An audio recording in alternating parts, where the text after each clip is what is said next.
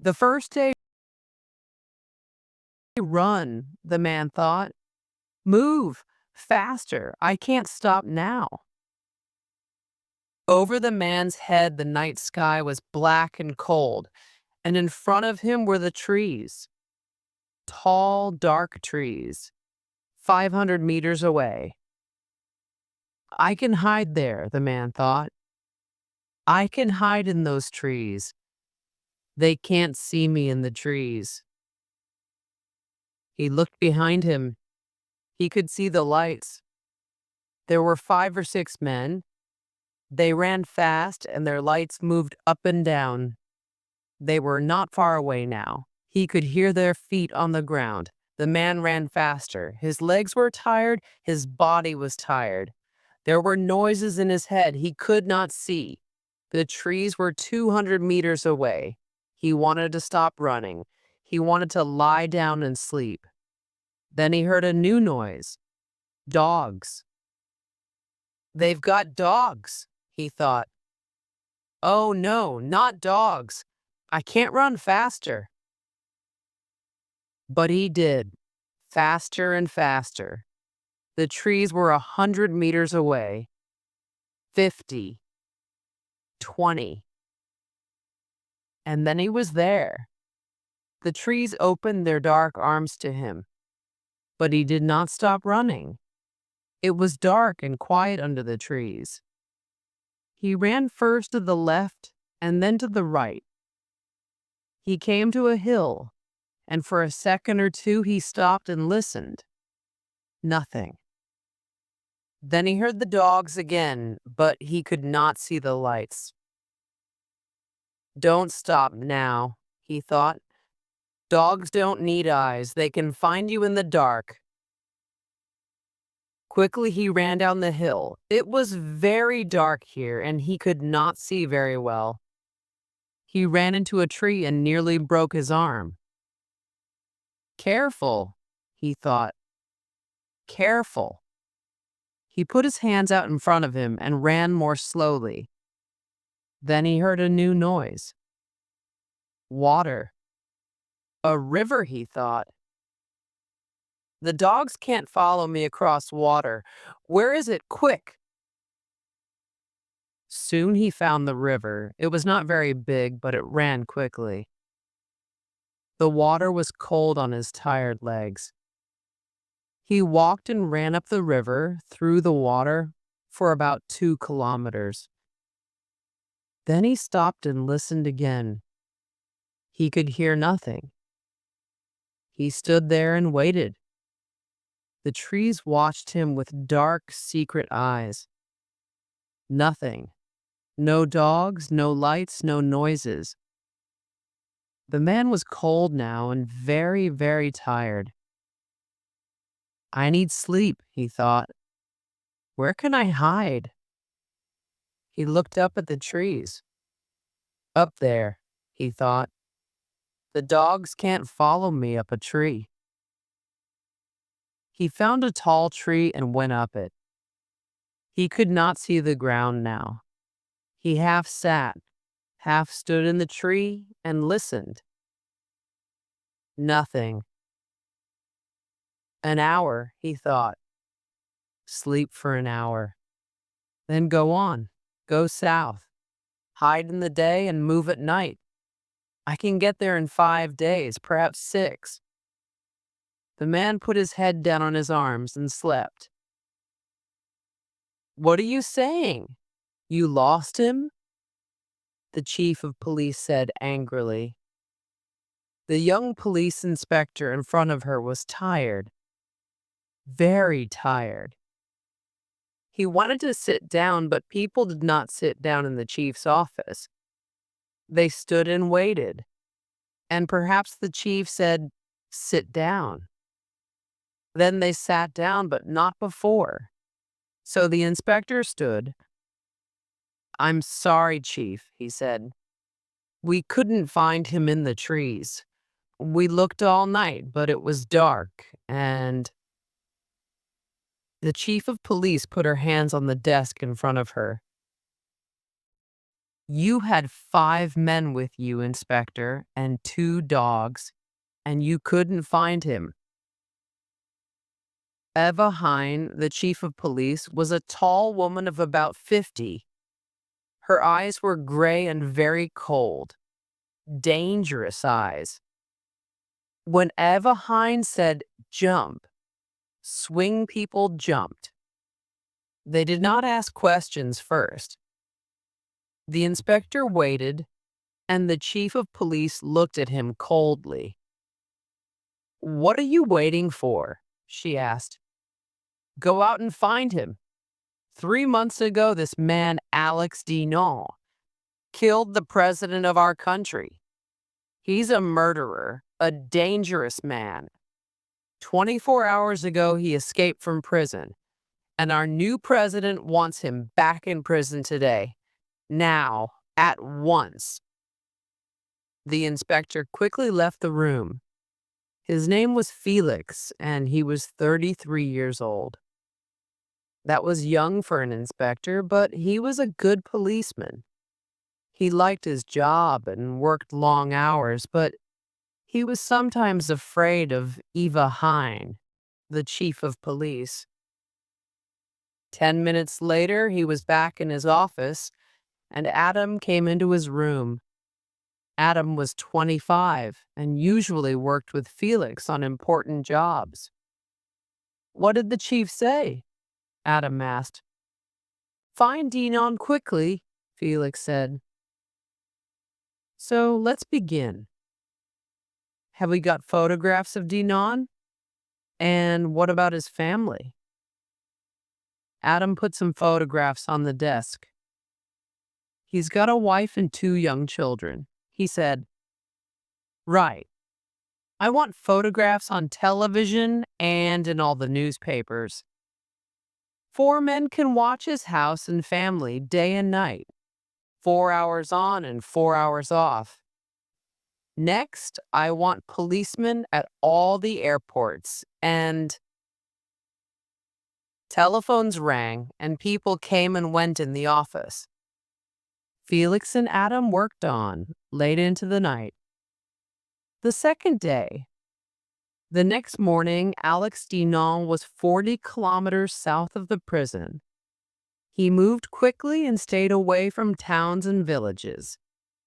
It was winter and the weather was cold, so there were not many people in the fields. He looked behind him often, but nobody saw him and nobody followed him. At midday, he found a quiet field and lay down under some small trees. He slept at once. At about 3 o'clock, Alex opened his eyes and saw an old woman in front of him. "What are you doing in my field, young man?" she said. Alex sat up quickly. "I'm sorry," he said. "I was tired and needed some sleep. I'm going now."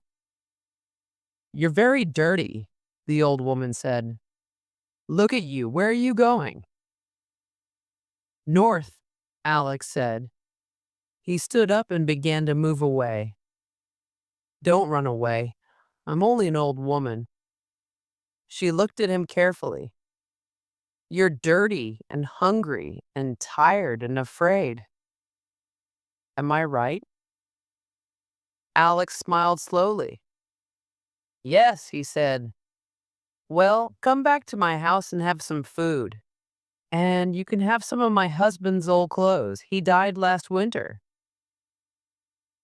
Alex looked at her. It was true. He was hungry and tired and dirty and afraid, but not of this old woman. "Thank you very much," he said. The old woman's name was Marta. Her house was very small, but she put some wonderful hot food in front of Alex. He ate quickly, and Marta watched him.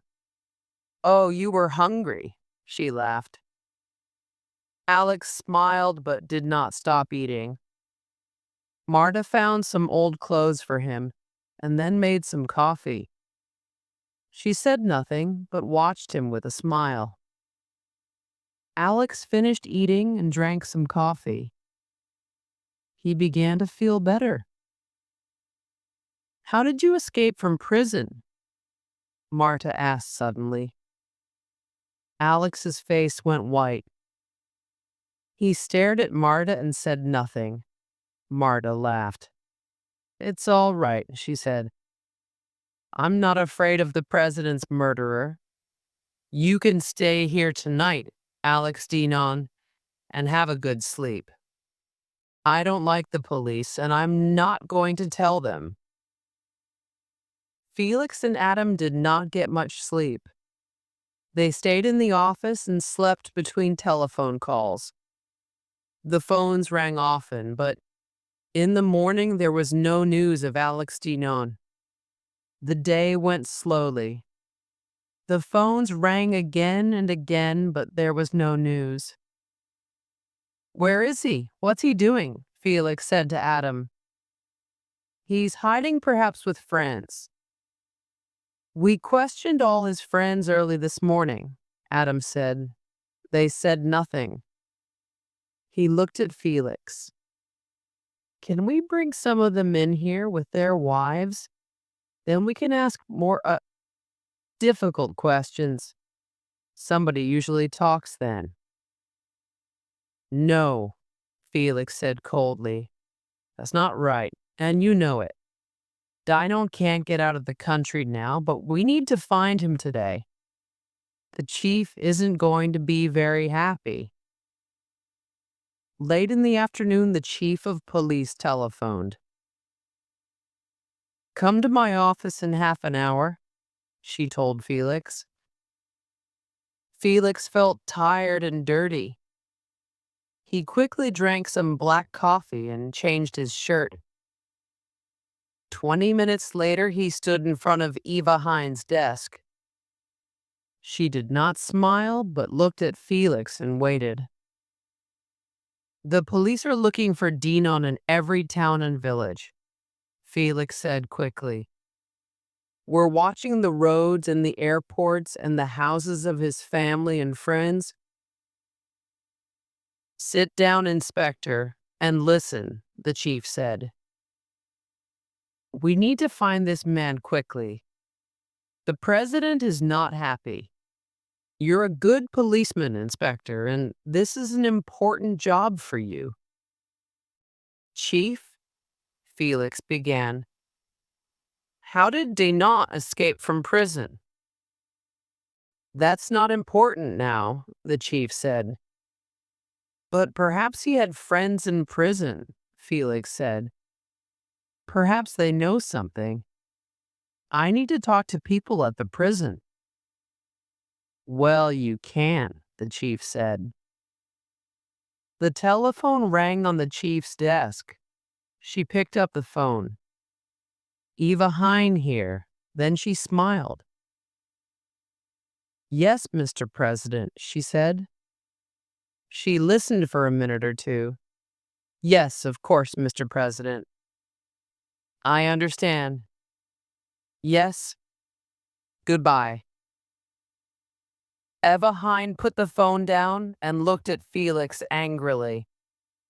"Forget Dinant's escape from prison. Get out there and find him. And bring him back dead or alive." At the door, Felix turned and looked at her. "Dead?" he asked slowly. "Dead men can't talk. Now go." Felix walked slowly back to his office. There were a lot of questions in his head, and he did not know the answers. "Why can't I talk to people at the prison?" he thought. "What did the president say to the chief on the phone? And why does she want Dinon dead? He went to prison because he murdered the old president. Everybody knows that. What can he talk about?" Now, the third day. Alex slept well for many hours, and the next morning Marta put a big breakfast on the table. Alex ate hungrily and Marta talked. What's happening to this country? She said. I don't know. I didn't like the old president. He was old and stupid. There's never much food in the shops. When did I last eat some good meat? She said angrily. I work every day, and what do I get? Nothing. What do you think about the new president then? Alex asked. Oh, he's worse. He's a younger man, and he's not stupid, but he's more dangerous. He's very friendly with the police and the army, and he's putting a lot of people in prison. That's not good for the country. We want more food, not more prisoners. Just then, they heard somebody at the door. Quick, Marta said. Upstairs, hide under the bed. Alex ran upstairs and hid. 3 minutes later, Marta came quickly upstairs. Her face was very angry. That was my friend George from the house down the road. Somebody saw you at the window this morning. It was that woman from the post office. The police give her money and she tells them all the secrets of the village. Everybody hates her.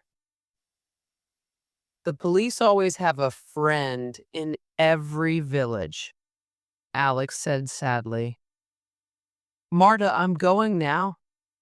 At once. The police are going to be here soon and... Huh, Marta said angrily. I'm not afraid of the police or their questions. Alex Dinon? Who's he? Is he somebody on television? Alex smiled. You're a wonderful woman, Marta, he said. Goodbye and thank you.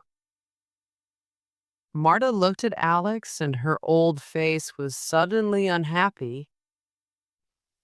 Good luck, boy, she said. Alex left the house quickly. He went through Marta's back garden and out into the fields again. He felt better after the night in Marta's house. He thought about Marta and smiled. Boy, he was 33 years old and a dangerous murderer. But to Marta, he was only a tired and hungry boy. At 8 o'clock in the morning of the third day, the telephone rang on Felix's desk. Felix listened, then put the phone down quickly. Adam, he shouted. We've got him. He's in a village up north, in an old woman's house. Come on, let's go. The big police car was fast and the kilometers went quickly. Adam was tired and wanted to sleep, but Felix wanted to talk. I saw the chief again last night, he said. She's getting angry. I was in her office and the president phoned her. They want Dino badly dead or alive. Why do they want him dead? I don't know, Adam said. Let's find him first. In Marta's village, a policeman stood at the door of her house. We looked all through the house, and there's nobody in there, he said. Only Marta, the old woman. And she's not talking. Felix, Adam, and the policeman went into the house. Hello, Marta said. More policemen? What an exciting day. Listen to the inspector, Adam said angrily. He wants to ask you some questions. Felix sat down and smiled at Marta. Now, Marta, he said. Somebody saw a young man in your house yesterday. Who was he, Marta, and where did he go? He was my sister's youngest son, Marta said happily. He's a very nice boy, the policeman whispered in Felix's ear. Felix looked sadly at Marta. Your sister and all her family live in Australia, Marta. Who was the man in your house? Oh dear, Marta said. I'm an old woman, 72 last month. I forget things very easily. In Australia, did you say? Felix asked question after question, but Marta told him nothing. Yeah, sometimes the young man in her house was her sister's son. Sometimes he was the young doctor from the next village, but he was never Alex Dinon, the president's murderer. Adam got very angry and whispered to Felix, "Can I ask the questions?" "No," Felix said. He did not like Adam's questions. He stood up and moved to the door, but Marta now wanted to ask him a question. "And why do you work for the police, young man? The police always put the wrong people in prison. "Marta," Felix said tiredly, "Alex Dinan is a murderer. He murdered—" "Oh, I know that," Marta said. "The newspapers said that. But newspapers and the television never tell us the true story. Alex Dinan isn't a murderer. He's a nice young man." "A nice young man?" Felix said quickly. "How do you know that?" "He's got a nice face, that's why. I saw his picture on the television. I'm an old woman and I can read people's faces." "So who did murder the president then?" Felix asked. "I don't know," Marta said. "You're the policeman. You go and find the murderer. But I can tell you one thing. You can begin with the new president. He's got a murderer's face." Adam said angrily, "That's dangerous talk." Marta laughed, and Felix opened the door. "Let's go, Adam," he said quietly. Out in the road, Adam said, "Stupid old woman." "Yes," Felix said. "Perhaps she was and perhaps she wasn't." The fourth day, after he left Marta's village, Alex moved quickly, walked and ran and walked again. It rained all day and all night. He walked through the night, and the next morning, the fourth day, he was very tired and very hungry. He hid in some trees for an hour or two, then he went on south. Always south, to his hometown. "Where can I go?" he thought. "Perhaps I can escape from the country, but I want to see Olivia again before I leave, or before the police find me." But first he needed food. He had some money in his pocket, Marta's money. He remembered her words. "You take it. I don't need it. An old woman doesn't need money." Alex smiled. What a wonderful old woman. He came to a small town on a river and found a food shop in a quiet street. He opened the door and went in. There were a lot of people in the shop, and he waited quietly behind them. People looked at him, and a man went out quickly. Alex wanted to run, but he was very hungry, so he waited. Then a woman with her young son came into the shop. The woman whispered to the boy, and the boy came up to Alex. "There are two policemen in the street," he said very quietly, "and they're coming here."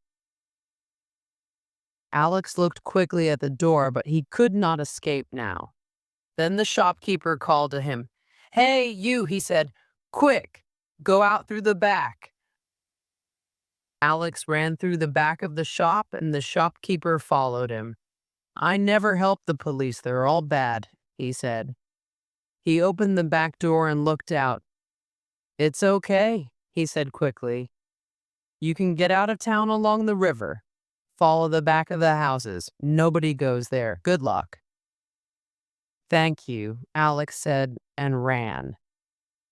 3 kilometers from the town, Alex came to a road. He crossed the road quickly, but a lorry came along at the same time. The lorry slowed down and the driver called out to him, "Where are you going?" Alex said the name of his hometown, and the driver said, "Come on, I'm going near there. You can come with me." Alex got into the front of the lorry, and the driver looked carefully into his face. "Do I know you?" he asked. Alex said nothing and waited. He felt very tired. The driver stared at him for a minute, then he smiled. "No, I don't know you," he said. "Get into the back of the lorry. Nobody can see you there. Are you hungry?" "Yes, I am," Alex said. "Very. Well, I've got some sandwiches. Here you are. Now, get in the back quickly, before we see a police car." The lorry drove slowly south. Alex ate all the driver's sandwiches and then slept like a dead man. "We're always 3 hours or more behind him," Felix said to Adam in the car. "We drive up and down the country, but Dinon always moves on before we get there." "Perhaps the shopkeeper can tell us something," Adam said. But the shopkeeper was not helpful. "Alex who?" he said. "Dinon," Felix shouted. He was very tired. "He escaped from prison 5 days ago. Somebody saw him in your shop." "I don't have prisoners in my shop," the shopkeeper said angrily. "And I don't want the police here." "Did Dinon come into this shop?" Felix asked. "Dinon," the shopkeeper said slowly. "What did he do? Wait a minute. Yes, did he write a book about the old president?" "He killed the president," Adam said. "He murdered him." "Oh, yes," the shopkeeper said. "I remember now. It was a good book. But the president's murderer did not come into my shop this morning." Felix watched the shopkeeper's face carefully. "My question," he said, "asked about Alex Dinon." The shopkeeper looked at Felix and smiled slowly. "That's right," he said. Felix and Adam talked to a lot of people and asked a lot of questions in that small town, but they learned nothing. Later, back in the office, Felix was very quiet. Suddenly, he looked at Adam across the desk and said, "We can't get Dinon's book in this country. Do you know it, Adam?" "No," Adam said. Felix stared at the telephone on his desk. "Where is Dinon?" he said slowly. "People are helping him, but why? He's a murderer, and nobody wants to help us." "People never help the police in this country," Adam said. "People don't like us." "Why are we policemen, Adam?" "It's a good job," Adam said, "and the money's good." After a minute or two, Felix said, "Did Dino murder the president? What do you think, Adam?" "Well, why did they put him in prison then?" "That doesn't answer my question," Felix said. "I do my job," Adam said, "and I don't ask questions." Felix looked at him but said nothing. The fifth day. In an old house in a quiet road, a woman waited. She waited day and night and did not sleep. At 9 o'clock in the evening of the fifth day, she heard a noise at the window at the back of the house. Quickly, she ran and opened the window. A minute later, she was in Alex's arms. They did not speak for a long time. Then they talked quietly about their friends and their family. "The children are with my sister," Olivia said. "It's better for them there. But I came here to Rudy's house. Rudy's away, and Polly told me this was the best place to wait. I wanted to see you before you leave the country. Oh, Alex, I'm so afraid for you." "Yes, escape is going to be difficult," Alex said. "I talked to Polly on the phone. The police." "Yes, but you escaped from prison," Olivia said quickly. "You have a lot of friends. Perhaps Polly can help you?" "Perhaps. I've got some good friends, I know that. But I've got a lot of enemies too," Alex said slowly. "Very dangerous enemies." Suddenly, Olivia saw his hands. "Your hands? Oh, Alex, what happened to your hands?" Alex looked down at them. "It happened in prison," he said slowly. "They did it with a knife and cigarettes." "But why?" Olivia whispered. "Why did they do that?" "They wanted a name, but I didn't tell them." "What name?" "The name of the president's murderer." "But they say you killed him," Olivia began. "Yes, but I did not kill the president, and the police know that." "So they put you in prison," Olivia said, "because they needed a murderer."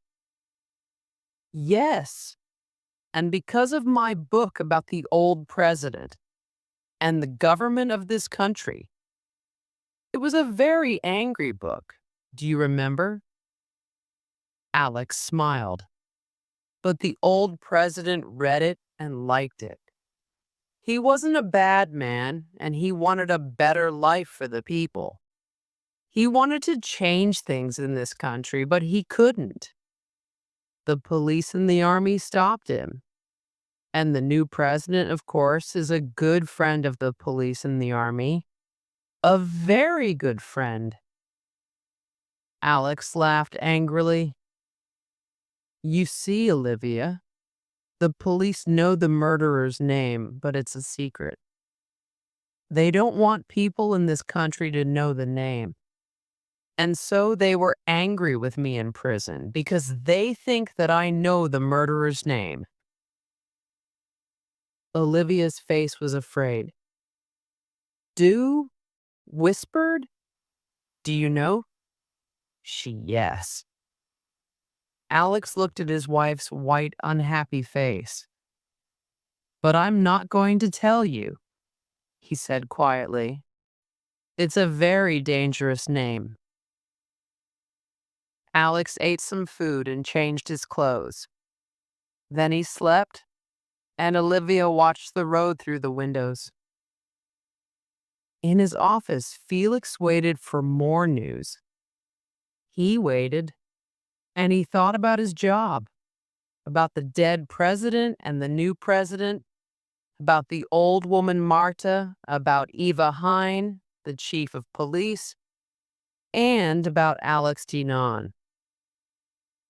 At 9:05 p.m., the telephone rang on Felix's desk.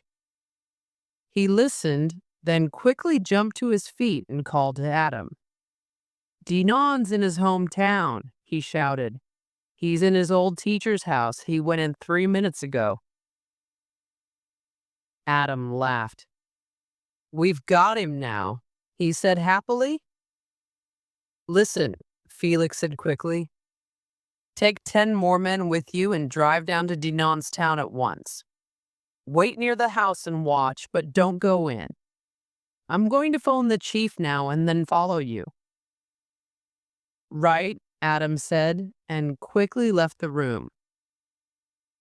Felix phoned the chief and told her the news. "Good," The chief said, "Now wait there. I want to speak to you again in 10 minutes." Felix waited angrily. He wanted to leave at once. He wanted to talk to Alex Dinan.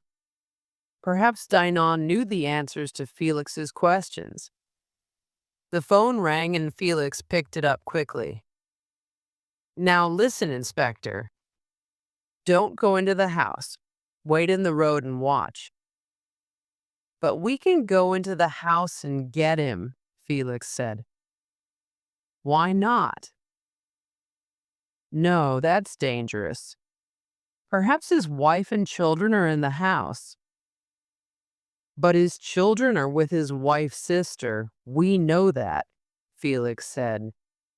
"So, listen to me, Inspector." Felix did not answer.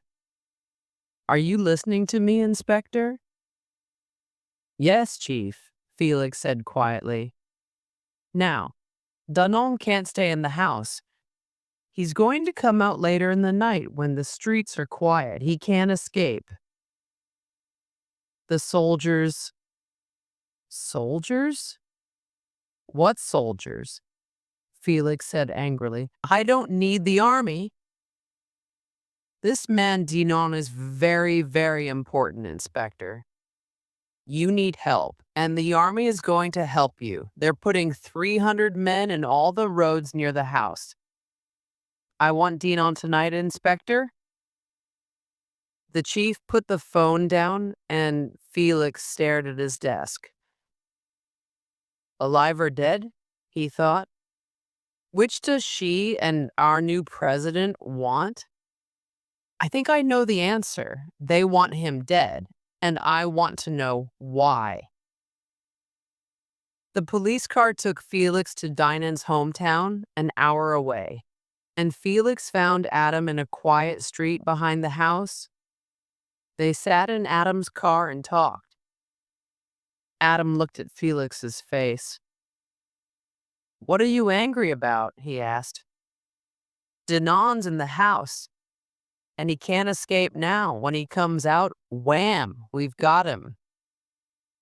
"I'm angry," Felix said, "because half the army with its guns is in this town tonight. I wanted to go into the house, but I can't because the chief said no, and the soldiers are watching the house. But I wanted to get to Dinan first."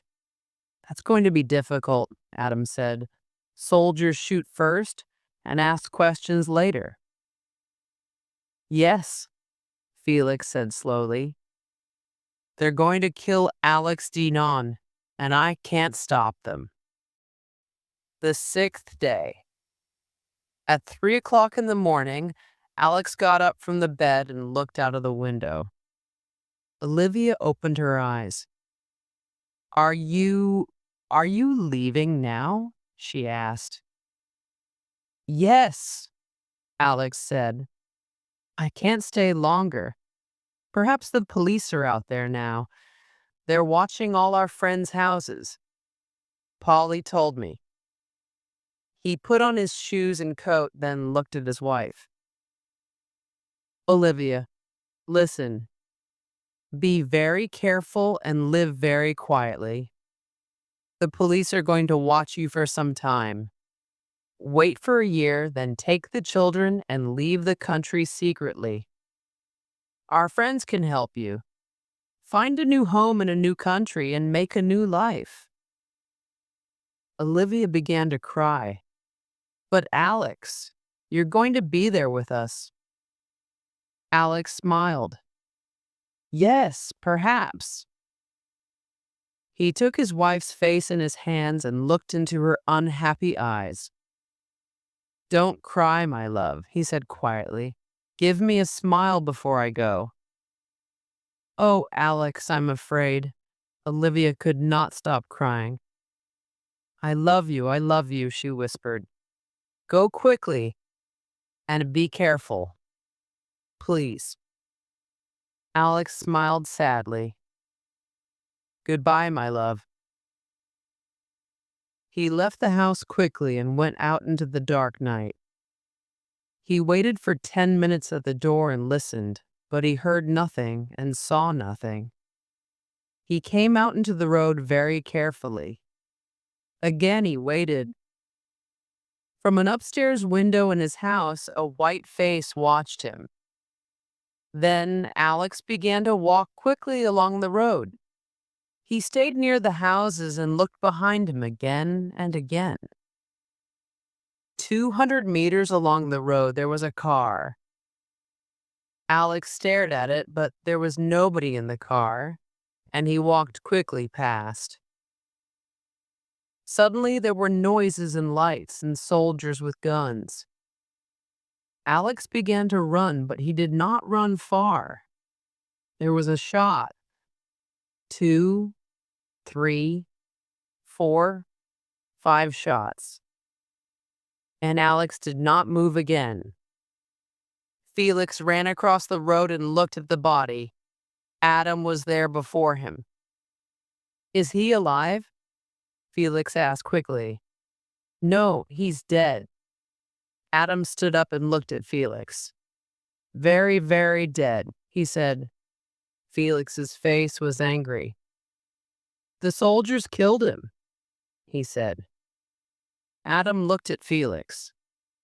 "Well, that's their job. Dinon ran away, so the soldiers shot him."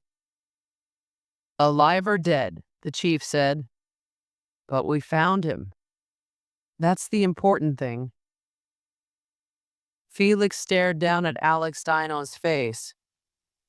"I wanted to talk to him. To ask him." "To ask him what?" Adam said. Felix did not answer. He looked down at the dead body on the road, then he turned away. "Nothing," he said. "It doesn't matter." There was a lot of noise in the road now. Soldiers and policemen moved here and there. Police cars came and went. The people in the houses looked out of their windows, but they did not open their doors. It was better not to ask questions. An ambulance came and took the body away. Later that day, Felix went back to the chief's office. The chief called him into her room. "So he's dead," she said. "Well done, Felix. The president is very pleased with you." The chief did not often say Felix. Usually she called him Inspector. Felix sat down and looked at Eva Hine. "A lot of people think." He stopped. Then he began again. "They say Alex Dinon wasn't the president's murderer."